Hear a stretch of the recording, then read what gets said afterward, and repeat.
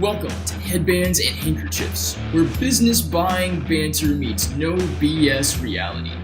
Get ready to dive into the world of buying and selling businesses without the fluff and fancy jargon. We cut through the BS to bring you raw, unfiltered insights from industry experts, seasoned entrepreneurs, and no-holds-barred discussions that get straight to the point. Whether you're a seasoned business buying pro or a curious aspiring entrepreneur, this is where the real talk happens. Buckle up for headbands and handkerchiefs, because in business, there's no room for sugarcoating. Let's get down to the brass tacks. Yeah, let's get down to the brass tacks, Richard. Amen. I like it. You know, as I was listening to the intro and when they're talking about no sugarcoating, well, that's certainly true from your and my perspective. But I started thinking about, my God, how many sellers sugarcoat, their numbers, and which is a good introduction for what we're going to cover today. That's right. And we're going to get right to the punch. Talking about seller ad backs, or SDE, we could call it as well. Would you say? Yeah, and the SDE and one of the things that becomes very confusing for people that just getting into the market looking for buyers, it's called owner benefits, it's called ad backs, it's called seller's discretionary earnings, it's seller's adjusted cash flow. And in theory, it's all supposed to mean the same thing. Yeah. But it's incumbent upon the buyer to understand, okay, what's in that number? Like, Yeah. you added this, plus this, and minus that. And then when it comes to the ad backs, being able to go through that, as we used to say, with a fine-tooth comb, which I don't say anymore because a fine-tooth comb won't do me much good. Yeah. And I'd like to add that I think of sellers with all the years that I've been doing financing, they get skittish because they think when I do an SBA loan for a buyer, SBA is government, and if they tell me, the seller, what they expensed in their tax returns, whether it be personal or they paid somebody in the family that's not working, and we'll get into that list. They're scared to tell me that, thinking, well, I'm doing a government loan. Is the IRS going to find out about it? And now they're in trouble. I just want to open up that the answer is no. The IRS lets you do some of that stuff, right? But it will catch you if you don't track it the right way. Right. And the IRS lets you do it. And also in the position that you occupy, you don't disclose that information. I mean, that's not your role. That's not your interest. It's not your responsibility. And so that's never going to happen. I understand the concern and trepidation. I had it recently where someone said, well, I'll give them my P&Ls, but I'm not giving them my tax returns. And I said, is everything on the books? They said, yeah. I said, so what the hell's the difference? Like, why are you worried about it? Well, they have the cake. I said, it's all there anyways. And if you want to sell this business and everything, your books and records are clean, you're going to have to provide that information. And so I understand the concern. To me, if I'm sitting on the seller side, I'm more concerned to make sure I'm doing right by my business and not treating it like a personal ATM machine, although I understand that theory. But they have to understand when it comes to selling the business, if they want to add those items back in, they have to be able to prove them. And part of it is, from a buyer's perspective, you ask, okay, well, can you prove them? How are you going to prove them? And are you willing to prove them? Because you have to have all those three pieces in place.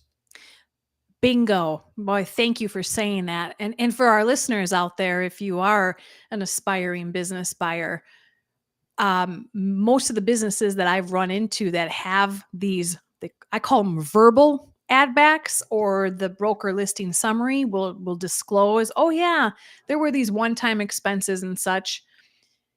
I want to get them right away because the bank is going to want them right away. And a lot of the challenge today, Richard, and you would agree, many of these businesses are listed on the market talking about these seller ad backs, but they don't have the proof. It's crazy, right? Well, it is crazy in a lot of levels, because you have ad backs that are put into place by brokers or sellers on their own selling a business where they can't necessarily prove them. A lot of them are arbitrary numbers. And you see this very often, what I tell buyer clients is any number that's too round with all zeros, like, is usually a BS number, right? If it's $27,242.63, chances are that's a lot more accurate than 28,000. when they put in the ad backs, and they make a I understand the ad backs are fine. Like there's never a problem, right? If you're doing an adjustment, and I've had businesses where have no ad backs. I've had other ones where there's a laundry list, and we say where I've had either working with representing a buyer or seller. It Mhm. Either case is okay. It doesn't really matter, but they have to be legit. And I say legitimate from a couple of standpoints. One, you have to be able to prove them, meaning there's a paper trail. Because if there's no paper trail, forget about them. That's number Yeah. one. Number two is they have to be legitimate ad backs that stand on their own. And you see that a lot in the examples you gave, such as, one-time legal expenses, or Mhm. I've seen it in cases where the there's a one-time legal expense, but it's something that's going to carry over, and it may not be a one-time legal expense. Had it a couple of years ago where a client of mine made a huge company party Mhm. of the year, spent 50 grand. Beautiful. Everybody was thrilled. I mean, it was supposed to be unbelievable. And they wanted to add that back. She said, well, we only did that once every 10 years. I said, but you did it for the betterment of the business and for the employees, Mhm. right? And at that point in time, you felt it was necessary, whether to thank the employees or to raise morale or whatever the case may be. It's not an add back. And so you lose so much credibility with a buyer if you put in inaccurate ad backs. Not only are they inaccurate and you may not be able to prove them, but the buyer looks and say, well, if this is such a stretch and this is BS, like what about everything else? Yeah. So choose your ad backs intelligently, making sure that they are accurate, provable, and legitimate. Yep. That's right. There we go, says Patrick. Thank you for that comment. There we go is right. I see Mike is here. Thank you, Mike. You made it. We appreciate your support. So another area before we get into some of the usual ad backs, the large ones, Richard. What about the everyday month to month business owner ad back, personal cell phone, auto expense, lunches? They add that back as if it's cash flow for the buyer, but they're going to have the same expenses. Bingo. That's Yes. that's the deciding factor. So if you Mhm. need a cell phone to operate your business, it's not an ad back. If your vehicle, if you never leave the office and you don't need your vehicle for the business, well, it's an ad back. Yeah. No question. But if Yeah. you're going to see customers and you're taking them to lunch Mhm. and entertainment is part of it, Yeah. right? And the next buyer is going to incur it. It's not an add back. And you know where you see that a lot related to vehicles, where they had the full depreciation for a while, 100% depreciation if you bought vehicle things, assets over a certain amount of money. And I think a Range Rover over $240,000 qualified. Uh-huh. We said buyers Mhm. buying Range Rover and depreciating the whole thing, and the guy never left his office. So that's not an add back. It's the most um, obvious way to think about this is if the buyer is not going to need this in their business in order to run their business status quo the way you ran it, Mhm. Mhm. if they're not going to need it, then it is an ad back. But There if you they're go. going to need their cell phone, if they're going to need their car to visit people, if they're going to have Yeah. customer, promotional items or entertainment, or they're going to go on, a trip, the other side is, for example, they write up a lot of travel where they Mhm. go to, if it could be a convention, right? That's right. And, That's right. and so they take their spouse and they go to the convention and they spend 12 grand and it's an exotic location and all is wonderful. And they want to add it back. No, well, you can add back your spouse, but you can't add back yours Exactly. because you were going to go there anyways. Yeah. And even if you say, no, I had no intention of going, we never go to trade shows. Well, you know what? If I'm sitting there as a buyer, I'm saying, I'm calling bullshit because that may not make sense, right? I mean, it's a trade show related to the industry. If you're in the construction business and you go to a knitting convention, that's entirely different than going to a concrete convention. And Right so, on. you don't want to lose credibility with the buyer. And that's why sellers and buyers have to go through this diligently. Diligently. So I like to start at the top of the list of some ad backs. And number one, obviously, is the current owner's salary. And what I'd like our listeners who are potential business buyers out there to understand, the owner's salary today, and in some cases, these are baby boomers that have lifted their salary up over the years because they deserve to. They're 10, 15, 20 years into the business. And they could be pulling a 200 grand salary. And yes, I do see that with business owners. So now we have a millennial business buyer. Is the millennial business buyer that's transitioning in going to need to pull a $200,000 salary? Probably not. Maybe he only needs 100 grand. So what does that do? It puts 100 grand of that current founding owner's salary back into the cash flow, which in some cases can make the deal happen, right? Because Yes. now we're improving the bottom line for the buyer's loan project. Well, yes. So it's exactly correct. But there's two parts of it. One is for the purposes of the loan, it demonstrates more cash flow that's able to service the debt. So in that case, yes, because the seller's taking out 200. I, as a buyer, only need 100. So I have use of an extra $100,000 to service the debt. What buyers need to be very cautious about, however, right, is how does that play into the valuation?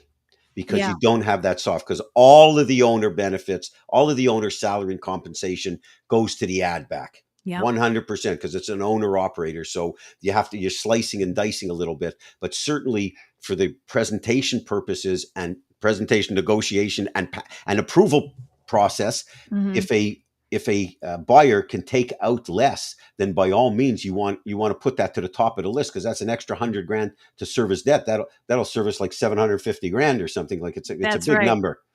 Now let's flip it. Sometimes I have buyers come to me and they tell me that they don't need that much salary. But the underwriter is going to look at your household expenses.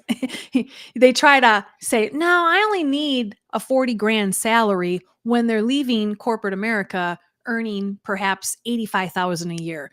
The underwriter is going to scratch their head, and I see it all the time. They're like, you're used to living on that kind of a salary. What makes me think you're going to live on a 40 grand salary? Because the buyer's trying to punch it through where there's enough cash flow to support the loan project payment, or this listing broker is trying to say, just reduce your salary so it cash flows. No.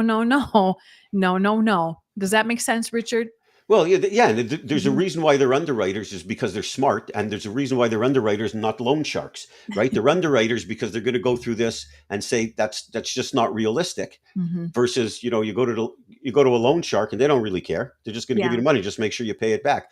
But they're not going to buy that. Like it's no different than mortgage fraud. It's not going to work. I mean, these are not idiots. These underwriters are bright people. And the first step, and I mean, my guess is in most cases, you would catch it before it even gets to an underwriter. So you're not fooling anyone. I mean, everybody's going to know that. So you present documents that are legitimate. It's a credibility issue at every stage. And that's another step where you're going to submit something on a loan application. Make it accurate. I mean, legitimate and accurate.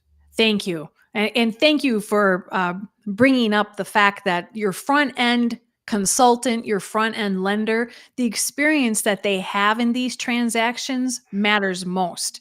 Because if you're dealing with, a very young SBA lender that doesn't know how to look at the global picture, the household expenses, what are we earning now? They're just going to slap that deal into underwriting, and you're going to waste a lot of time and money. And that's why there is a rap out there that SBA takes forever. Well, a lot of reason why it takes forever is because the wrong deals are being punched through into the underwriter's queue, slowing up the system. So that's why Headbands and Handkerchiefs is here today, Richard, to improve that process. Am I right? You're absolutely right. That the education is such an important piece of the equation. Yeah. And to your point related to having someone vet this before the underwriter gets it, a consultant or what have you. It's, similar to, the requirement that there's got to be some relative business experience in the business that you're acquiring. And a good consultant is not fudging the details. It's not BS. It's not nonsense, but they're able to dig really deep into what you've done in your career and see, is there, can we connect the dots between what you've done in the past and what this business needs as the criteria for its manager. If you just take your application, you've fired into an SBA lender, and you haven't been thoughtful about your resume and bio and relative experience, you just get rejected. And That's right. so, it's like, you want to have experts to the extent that you can afford them, right? Mhm. At every step of the process. I mean, that's that with expert advice, because if you're going, unless you've done this a bunch of times before, you're just going to be much better off having the right team around you to get you to the finish line. It's just Yeah. pretty simple. The qualified are the ones who have walked through the fire, and not just once, several times, because Several times. every deal brings a different scenario. I would like to toss in quick for our loyal listeners here. We will get to some questions at the bottom of the hour. We see them coming in, and our producer Sia is behind the scenes. Does she have a bell to ring for us? Is she awake back there? I don't know. Maybe she's got something back there for us. Hey, there She's she awake. is. There she She's is. she's That's awake. that's our producer Seer behind the scenes. So Patrick, I see your questions. We'll get to them here at the bottom of the hour. Um, now let's talk about one-time expenses, and I'll give maybe one or two examples real quick, and then maybe you can share one or Sure. two examples, Richard. I think back to a couple of deals. Um, uh, maybe it's a business that has to take care of any of the leasehold improvements, and they're responsible for the central air conditioning in their unit of where their business operates.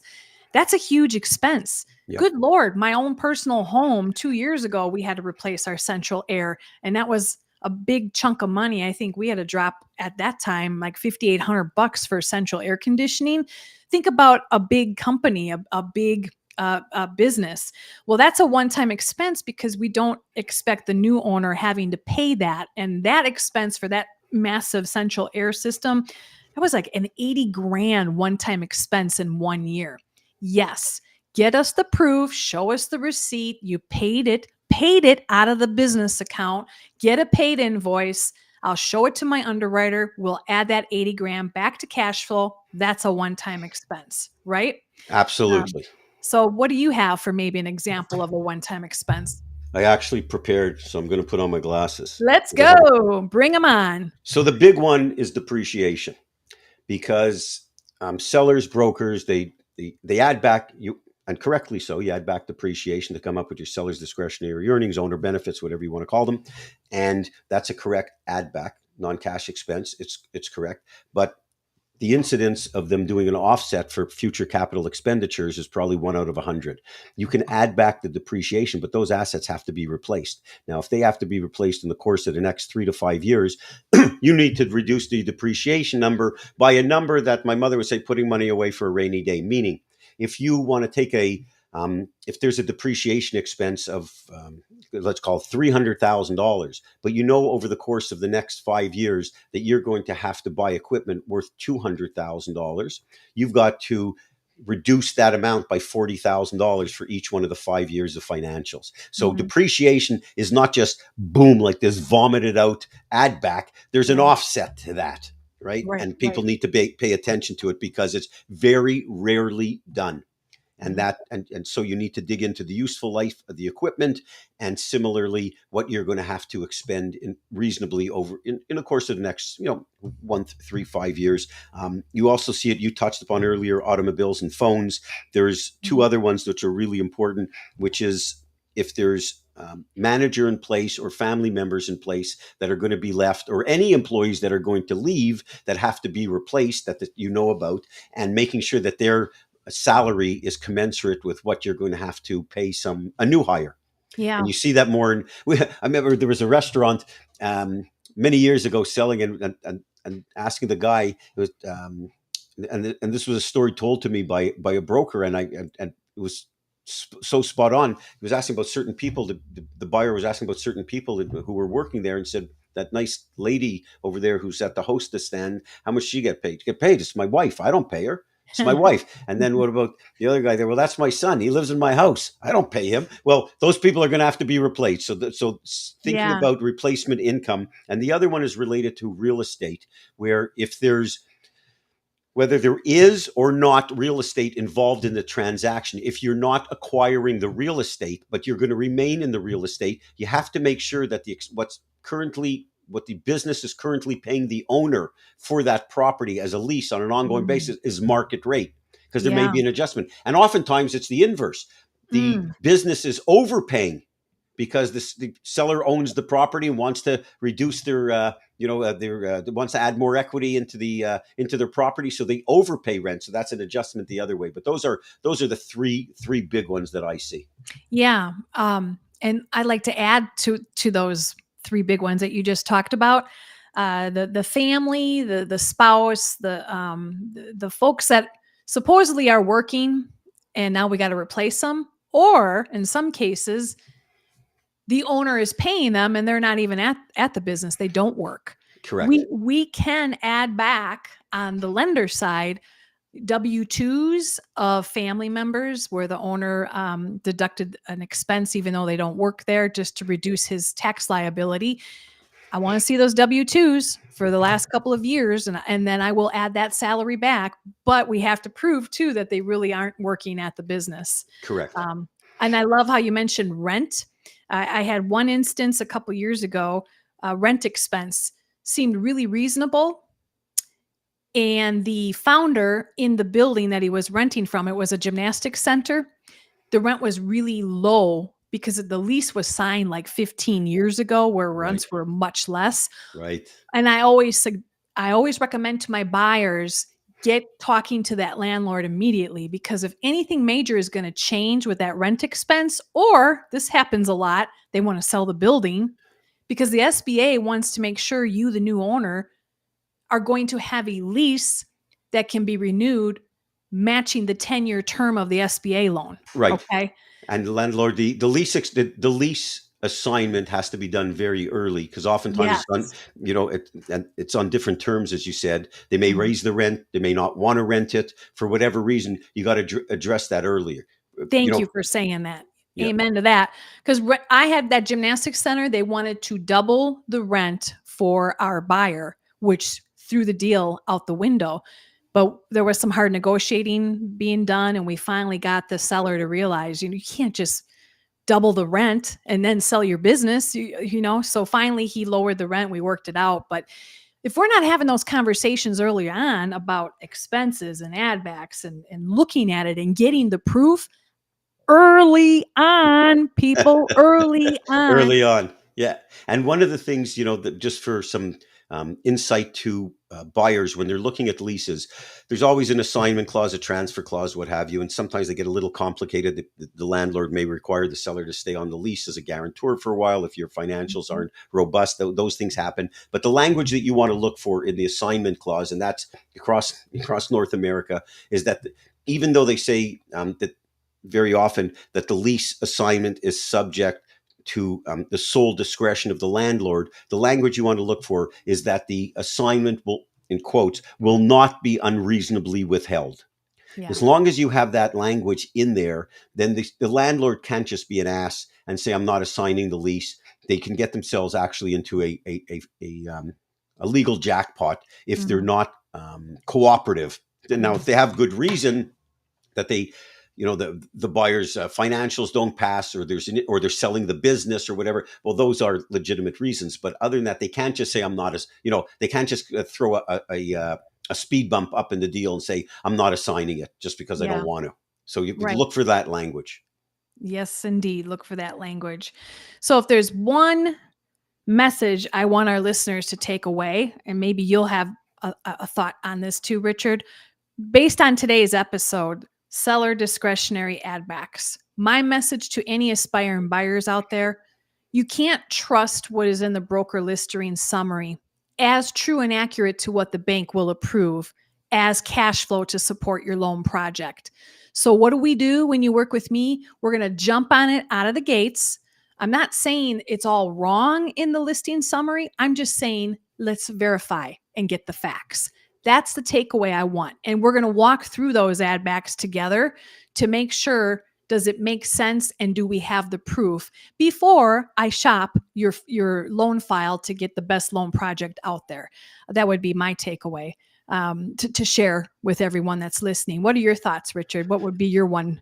Well, I'm going to I'm not sure if it's a nugget, but it's going to dovetail upon what you're saying, which is understanding that there's a difference between add backs that a lender is going to allow and add backs that are legitimate to be calculated as far as your valuation is concerned. And Mhm. so when you're looking at the valuation and you get the list of add backs, you want to go through that, of course, diligently, making sure that everything is provable, and understand while you're going to use that final number, that adjusted number, as your valuation between you Mhm. and the sellers, what you come up with, those, though not all those add backs are going to be acceptable to a lender. There could be, they're not necessarily always aligned. And so when it comes to add backs, of course, you want to make sure that they're provable. Mhm. The obvious one is if you can't add back what you didn't expense, but understanding that add backs have to be are ones that are going to be not in the normal course of the business for a new buyer. Yeah. Yep. Right on. Thank you for adding that. So let's just take a break here to talk about our sponsors, and then we'll open up the Q&A, because Yep. I do know there's a LinkedIn glitch. If you're a mobile user, we don't see your questions. Our producer has given us a private message here in the chat. But let's talk about our sponsors real quick. Let's bring up our first and foremost sponsor, Brilliant Beam Media. Let's bring up their code here. Brilliant Beam Media, they take care of all of your digital marketing needs. And that is who we partner with, Headbands and Handkerchiefs here, today's show, to make sure the gremlins don't steal our show. I try to do this on my own, ladies and gentlemen, running a live stream. It just doesn't work. You need Sia and her team from Brilliant Beam Media to support you. So reach out to them. QR code is on the screen. If you're thinking of doing a live, her team will get you going. All right, number 2 sponsor. I love it. I love it. That's Sia. Number 2 sponsor, Hounds of Business Community. Bring that up there. There he is, the leader of the Hounds of Business.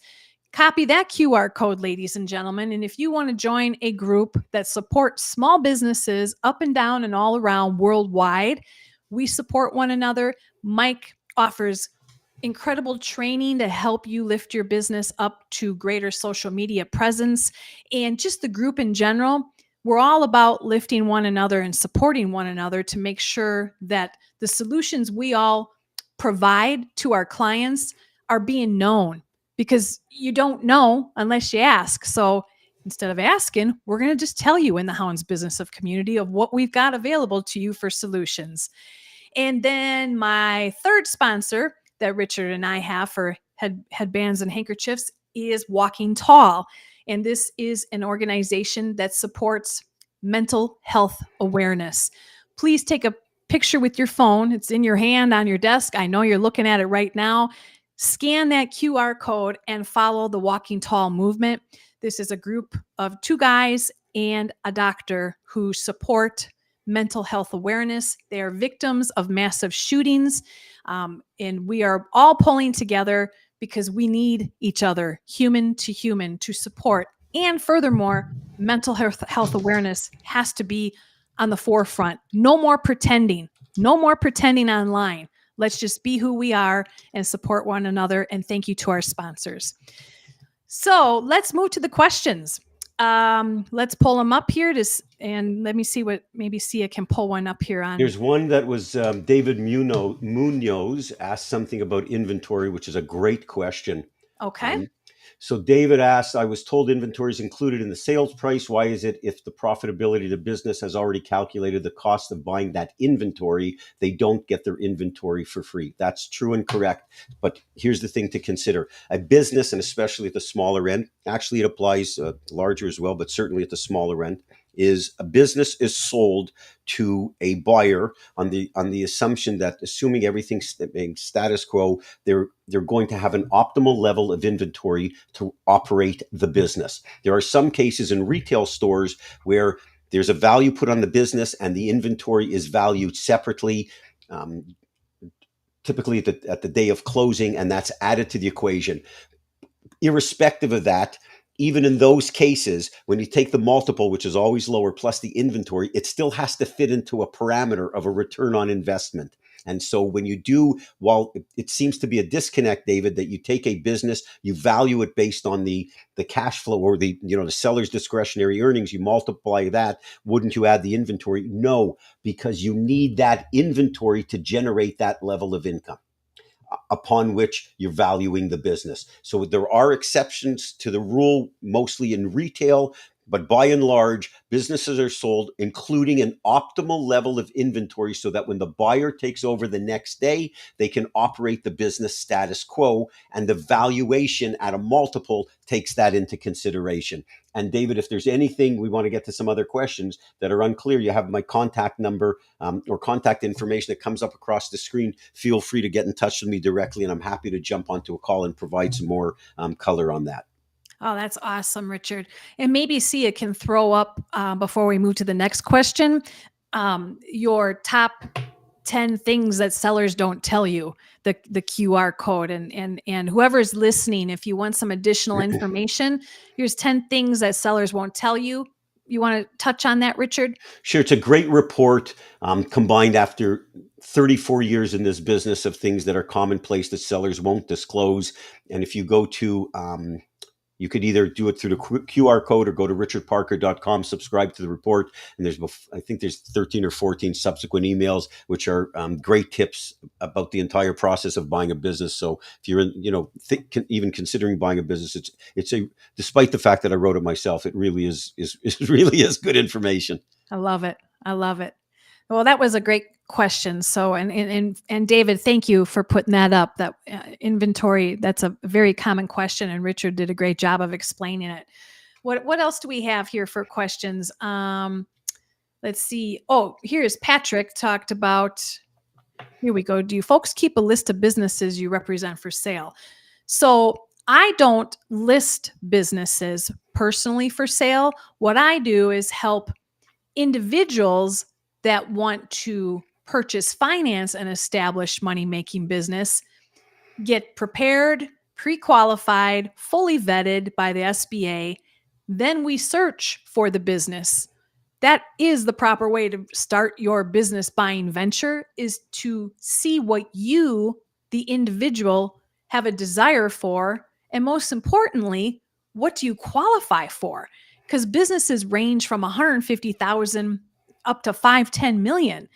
And if it was up to the business brokers, they would sell you the most expensive businesses that they can, because that's where they make an income.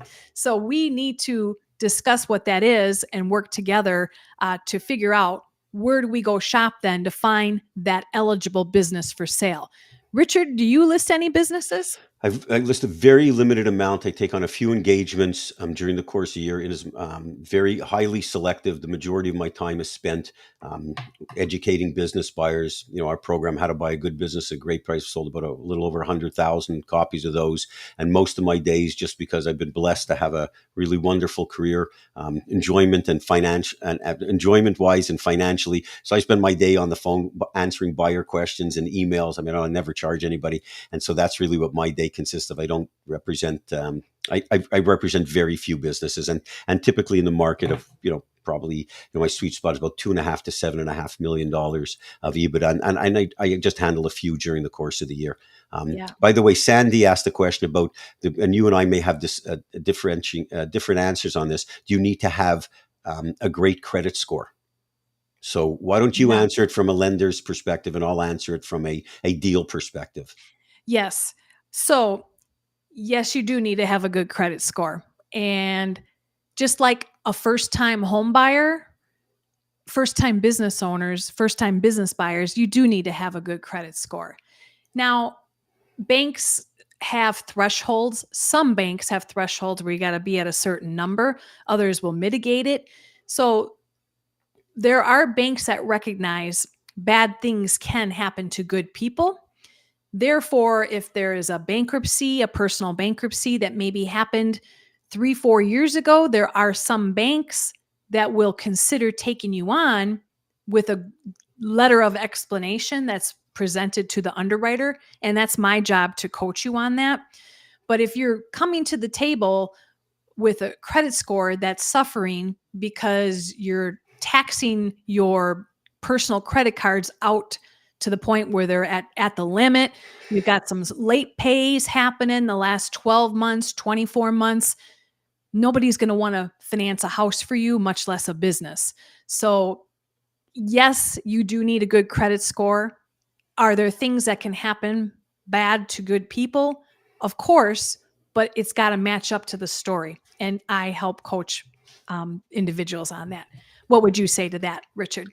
So on my answer to that is, first of all, I agree 100% with Deb said, except for one part of the equation, which is if you're going to look for significant leverage through a type of loan like an SBA loan, you've got to have a credit score that's going to meet their criteria. Of that, there's no escaping that. In those situations where there is you don't have the credit score to go through that type of financing, well, you have to look at alternatives. And in those cases, what you need to do is, seller financing is going to be the road to go down, because that, while they will check your credit score, you're going to be able to establish a relationship with that seller, hopefully build trust with one another, trust and credibility. And obviously you want to disclose that. But if you can't use SBA type financing for your deal, your only option is either pay cash, which again, I tell everyone, don't pay cash for business, even if you had it, but your only option is going to be seller financing. And in that case, your credit score is not important.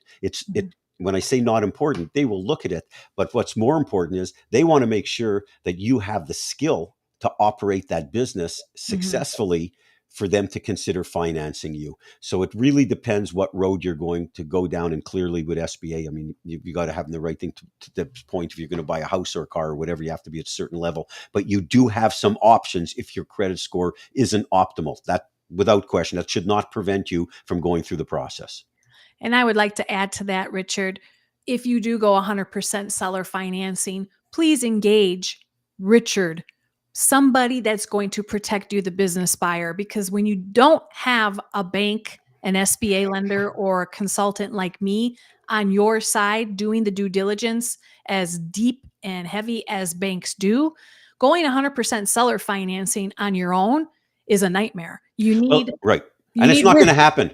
I mean, the concept, you have to put a down payment down on a business. I wish I could tell people that you go buy a business for zero money down and get 100% financing. Yeah, you can get a shit business, pardon my French, because no one's going to give a complete stranger, well, that'll be a whole other subject, but no one's going to sell a good business to a complete stranger and give them 100% financing. So if your credit is down and you're going down the road, I wish I could tell people how to get businesses for 100% financing that are good businesses. Because if that were the case, I wouldn't have sold 100,000 copies of my course. I would have sold 100 million, but it's a lie. And so, and it's a terrible lie. And so if you don't have good credit, but you're going to go down the road to seller financing, you're going to need to have a down payment on the business. Right. That ranges dramatically, but getting a business for 100% seller financing is 1 out of 10,000 cases if you're lucky. So there is a component. Usually it's anywhere 30, 50, sometimes 70. I've done them at 70 and 80%, but zero down, it just doesn't exist. Right on. I have another question here. Oh, here we go. How do you calculate market rates for those employees? Would you like to answer that one, Richard? Yeah, there's a lot of it is geographical, but some of the websites like Indeed and other personnel websites could really give you some good parameters and relate it to geography. And sometimes you need to just, you may need to engage on a temporary basis a recruiter, not to find someone, but to give you some consultation related to the parameters of the job. But it's very available information, especially if it's more standard type position. It becomes a little trickier the higher that you go up the employee scale, when you get into more management level or specialized trades. But the information is available. Indeed is a terrific marketplace to search for it. That's great. And Patrick had another question about how do you walk through those expenses, the add backs we were talking about earlier, in a clear, transparent way. Number one, right away out of the gates. But I'm going to put in a big but here. No broker and no seller is going to release any information until they know you've got proof of funds or a fully vetted SBA pre-qualification letter as a business buyer. They don't want to release anything until they know you qualify.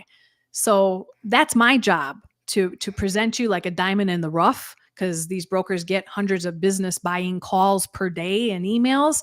The shinier I make you look as a business buyer, that you're fully vetted and you're qualified, you're going to speed past to the front of the line, and that broker is going to want to talk to you, and then they will share information. If they don't, Patrick, if they don't, and any other business buyers out there listening, if they don't want to share information with you and you've got proof of funds that you are a legitimate, eligible, qualified buyer, they don't want to share you with us those expenses, we're out of here. We're moving on to the next business.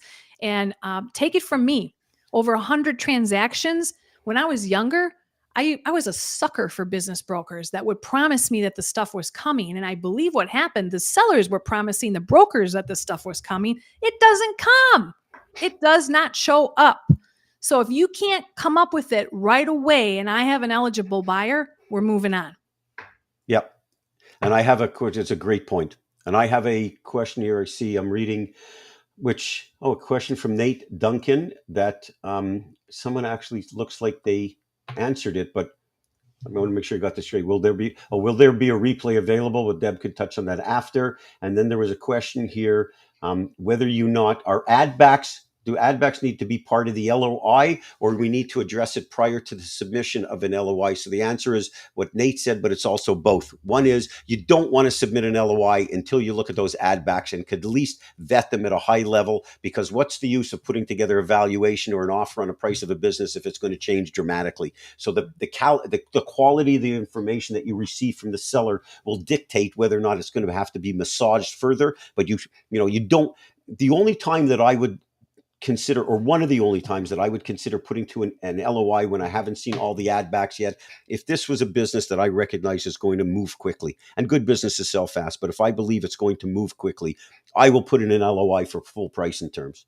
Yeah. Just to lock up the business. And then you go back and you look at the numbers. You're not going to be misleading, but you want to let the sellers know that, it's subject, of course, to due diligence and the verification. But in an ideal world, and notwithstanding that type of example, you want to get as much information as you can related to the ad backs and the adjustments and the financials that you can, so that you're able to compile a valuation that is going to be pretty accurate, assuming nothing changes. And that is why you are Richard Parker at richardparker.com. What a segue. Look at you. Okay, look at you. Okay, very good stuff, man. That's very a good clip right there in the making. Very good. What do we got here? Nate Duncan. Yes, go ahead. What does he have here? Will there be a replay available? Yes. LinkedIn will live stream replay our live streams on our profiles. You'll always find them. I also have a YouTube channel. Richard, do you have your YouTube channel yet? Are you working on that? It's at Great. Richard Parker Diomo. Okay, fantastic. And we are branching out in 2024. We're live streaming on all channels. We're going big, or we're going home, Richard? We're going big or going home. And just to let anybody, you reach me on richardparker.com, but Diomo is my original company. It's DIOMO. It's the abbreviation for doing it on my own. And that's the company I've had around for 34 years. But the social media is all at Richard Parker Diomo. Doing it on my own. I love that. Thank you. I love that. Even when I've sold some of the business, I wouldn't sell the name. There we go. Let's remember aspiring entrepreneurs out there that want to buy a business. Let's change the narrative norm. Let's not start the journey blindfolded, just looking for a business and talking to business brokers. Start with business buying experts that understand how do you qualify to buy a first-time business, or in many cases, second and third businesses, because I have buyers that own multiple businesses, and that's a deck of cards that needs to be shuffled and figured out as well, right? So yeah, absolutely. Yeah. Absolutely. And I see a question here from Patrick Allen, which says, what business segments are you seeing exiting now? I don't know if you meant exiting now or exciting now. There's, businesses are bought and sold all the time, regardless of the economy, regardless of interest rates, recession proof, non-recession proof. The market is very fluid. It has its ups and downs, of course, if there's a real catastrophic impact one way or the other. But what I'm seeing very, very popular right now, and what I mean by very, very popular is there's multiples are getting a little outrageous, is in a lot of the home service businesses, plumbing, heating, electrical, pest control, landscaping, ones with a high level of recurring revenue. There's a lot of roll-ups going on within the private equity world, and those roll-ups typically acquire a large platform business, then buy a bunch of small ones, and because they're the level that they must be at is less important when they're tucking in the additional businesses. But home services are really popular right now, which when to qualify, when I say popular, that's when a whole lot of people are very attracted to that particular sector, and the multiples start to go on fire. It usually does not end well, just to let you know. Yep. Right on. Well, Richard, we managed to make it to the 45-minute mark. Yes. We promised ourselves to make this impactful in 30 to 45 minutes max, because time is short for everybody. We want to thank all of you for joining us, our sponsors. We will be back again next week, Thursday, 2 p.m. Eastern. Next week's topic is business brokers, friend or foe. Yes. And then we also have a special note for thank you for Devin Craig, Ankit Singh, George Bennett, Zahid Kamran, and Sandy Chauncey. Thank you very much, guys, for attending. Yes. And Hounds of Business community and anyone else out there supporting us, we thank you. Until next time, I believe there's a big holiday. If you celebrate Christmas, Merry Christmas, Happy Hanukkah, whatever it is that you celebrate, this is the season. We call it separation season, but let's get ready for 2024, and we will see you next week, Thursday. Bye, Deb. Bye, Thanks, Richard. guys.